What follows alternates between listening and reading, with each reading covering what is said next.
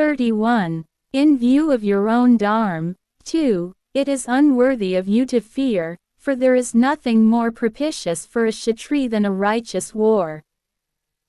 Osna Lemsi 58. Yatharth Gita.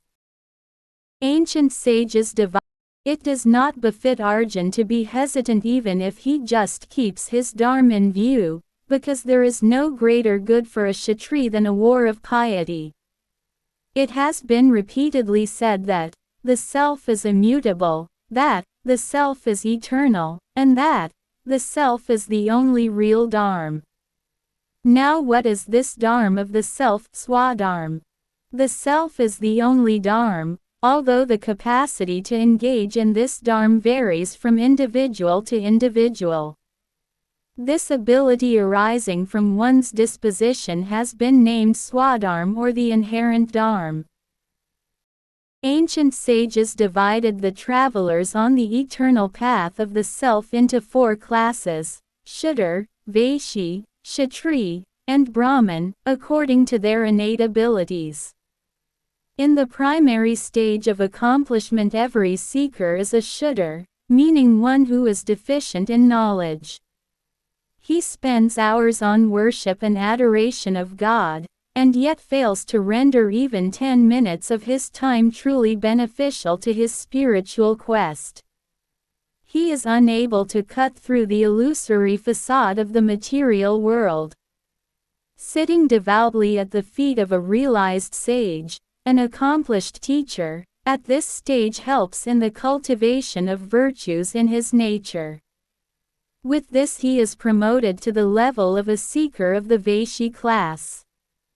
Gradually realizing that accomplishments of the self are the only true accomplishments, he becomes adept in seizing and protecting his senses. Passion and wrath are fatal to the senses, whereas discrimination and renunciation protect them, but they are by themselves incapable of annihilating seeds of the material world. Gradually, then, as the worshipper progresses further, his heart and mind grow strong enough to carve their way through the 3 properties of nature. This is the inborn quality of a Kshatri. At this point the worshipper acquires the ability to destroy the world of nature and its perversions. So this is the point of commencement of the war. By further refinement after this, the worshipper is slowly elevated to the category of a Brahman. Some of the virtues that now grow in the seeker are control of the mind and senses, incessant contemplation, simplicity, perception, and knowledge. By slowly perfecting these qualities, then, he ultimately attains to God, and at this stage he ceases to be even a Brahman. Chapter 2. 59. At a sacrifice performed by Janak, king of Vidya, answering questions by Chakrayan Ushast, Kahol, Aruni, Adalak, and Gargi, Maharshi Yanvalkya said that a Brahman is one who has achieved direct realization of the self. It is the self, dwelling in this world and the higher world, and in all beings, that governs all from within. The self is the inner ruler. The sun, the moon, the earth, water, ether, fire, stars, space, the sky, and every moment of time are under the authority of this self. This embodied self, knowing and controlling the mind and the heart from within, is immortal. He is the imperishable reality, Akshar, and anything that is not self is destroyed.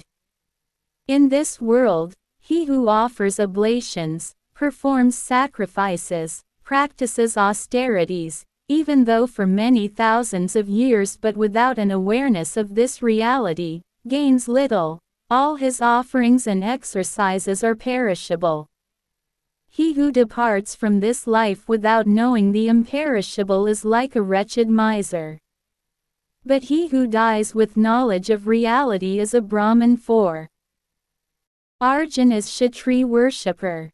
According to Lord Krishna, there is no more beneficial way for such a seeker than war. The question is, what is meant by the term Kshatriya?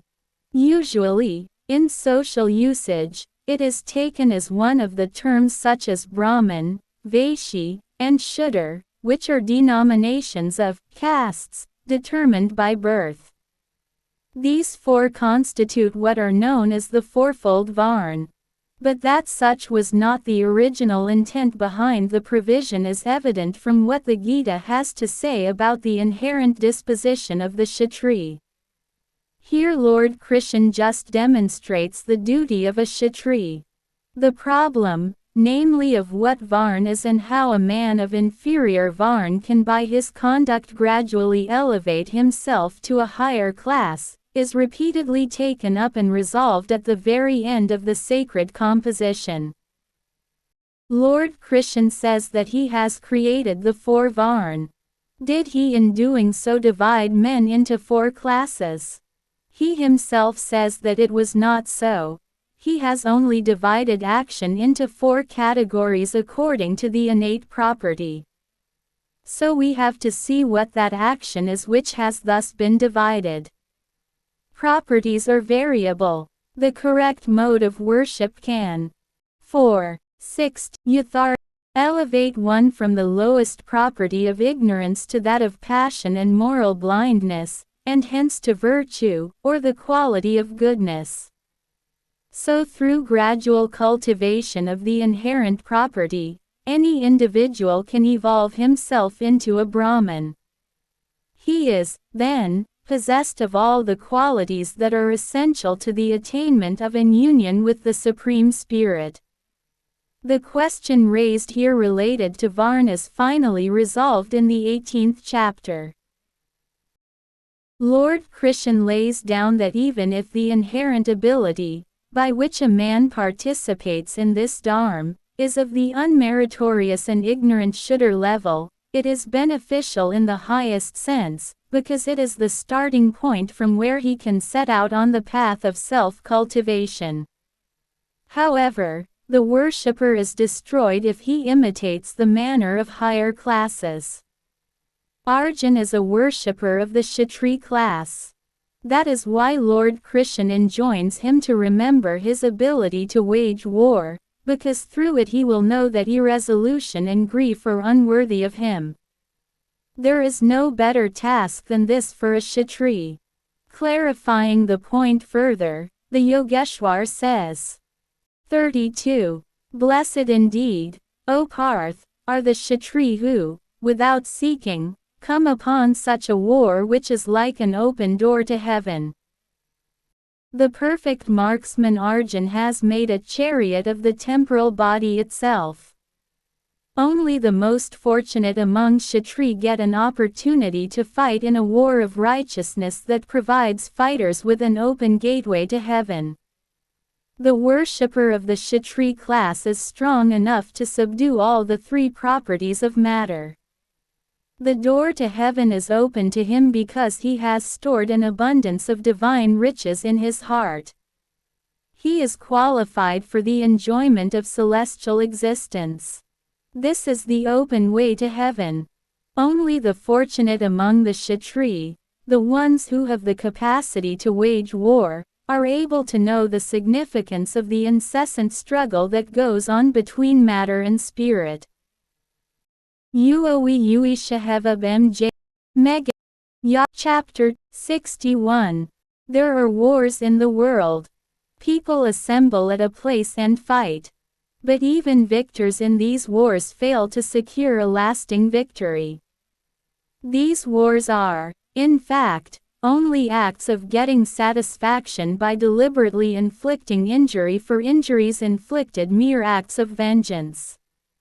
The more a man suppresses others, the more he is eventually suppressed himself.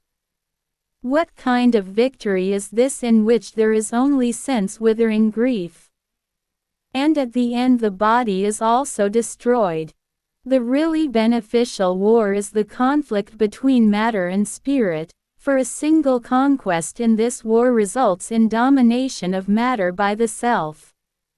This is a conquest after which there is no possibility of defeat.